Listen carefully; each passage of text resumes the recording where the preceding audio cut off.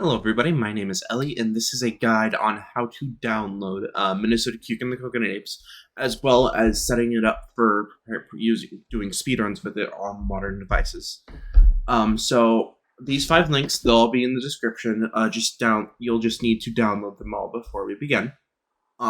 First off, we just have the game itself. We have the WinRAR English, and we're just going to click that. You can click whatever download you want. I prefer MediaFire. And you'll just press the download button and that'll download it. I already have it installed, so I'm not going to re-download everything here. Next up, we have DXWND. This is a program that allows you to run games that automatically launch in full screen into a windowed mode, and just allows you to run older Windows games a lot more conveniently, which helps out for our purposes of running Minnesota Cuke.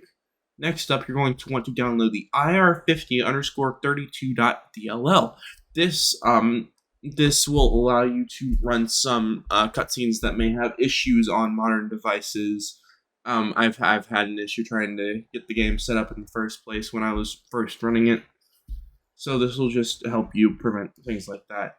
One more thing, we have WinCDMU 4.1. This will allow you to emulate a disk drive on your computer, so that way you can open up the files that we get from here and in a more convenient way.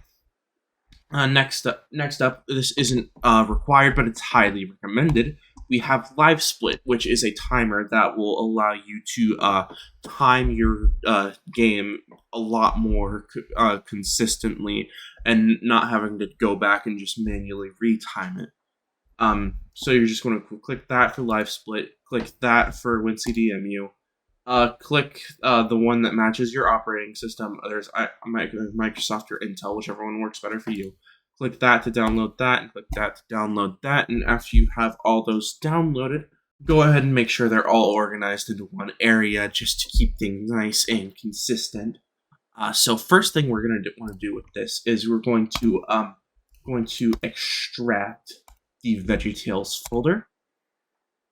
And what this will do is this will open up the folder that contains the game's files. This is the disk simulation, and these are just some screenshots of what the game is supposed to load for you. And what you're going to do, next thing you're going to do actually is you're going to download wincd.mu, and that'll make it a lot more easier for this to work.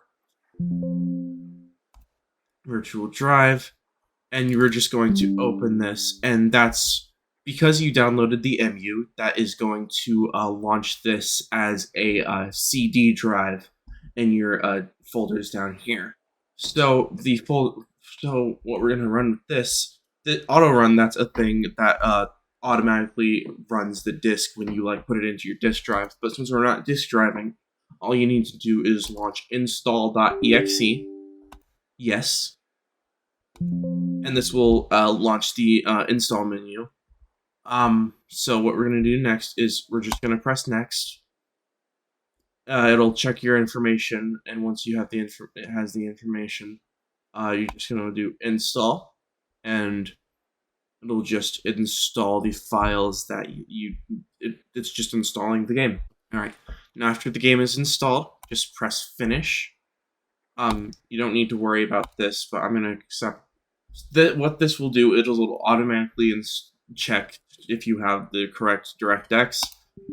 Now, we already have it, so no installation is necessary, and no installation should be necessary for you, assuming you're running this on a modern device. So now we have minnesotacuke.exe. So what we're going to do for here is we're just going to go into the options, and what am I looking for? Open file location, that's what we're going for. What we're going to do is we're going to go into the properties, and we want to make sure a few things are checked. We want to make sure the program is running in compatibility mode. I prefer a Windows XP. That just makes it a lot easier for me. You want to have the 2 things checked. You want to have run this program as an administrator checked, and use legacy display ICC color management also checked. The rest of this doesn't matter, so just don't worry about it. and you're just going to click apply and just OK, and that will make sure everything is set up. Now we go on to DXW.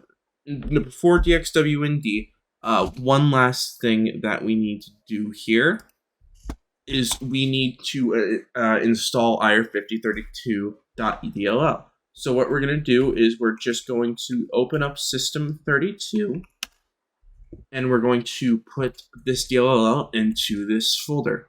Provide administrator permission, and there we go. Next, one last thing to make sure this gets installed properly, you're going to want to open up command prompt. Oh, come on. You're going to want to open up command prompt, run as administrator, allow to make changes to your device, and you're going to insert the command, come on, regsvr32 ir50_32.dll. And you're just going to install that, and it'll give a little notification, hey, letting you know, hey, you installed it, good job. Yeah, and that's that for that. And, yeah, so now we just have to go onto DXWND. You're going to extract this. It'll take a little bit, but don't worry about it. Yes, and this will be the program, dxwnd.exe. What you're going to want to do is you're going to want to run this in administrator mode, because there is something that, in order to read the documentation, yes, and now we have a fresh install of dxwnd. One thing you want to do first is Options tab, and oh, it's called Extended Mode now. Okay, so we're going to open up Extended Mode. That will just allow us more information while we're getting this set up. So we're going to import desktop. Where is it? I can't remember. Where's it? There it is. 20607 build. That's your DXWND install. You're going to open exports, and you're going to search exports for Minnesota, and that will have the config that you need. What this will do, that'll automatically set up a configuration. What you're going to want to modify it, and you're going to want to acquire admin caps that will allow the game to be ran in administrator mode properly, because that's what it needs to do that. You're also going to want to check terminate on window close. That'll make sure the program is closed if you want to close the game through like this button, as opposed to closing it throughout the game itself. There are a couple more things you'll want to do. You're going to want to go to DirectX, and you're going to want to, in the subcategory to the right, where it says Directional Surface Handling, you want to click Support Off-Screen 3D. This will allow anything that's off-screen to be rendered properly. And another thing for setting this up for speedruns, you're going to go to Timing. You're going to check the limit box. You're going to want to set the delay to 60, and you're going to check Hertz, and that'll make it so the game can only run at 60 FPS, because that's the maximum frame rate that the game could run at on the older generations that this game was designed for. And one last thing, because this game requires you to show your FPS count to ensure that it's at 60, is you're just going to want to click Overlay, and that should be everything you need for DXWND. So all you need to do is try to make sure everything's working as intended.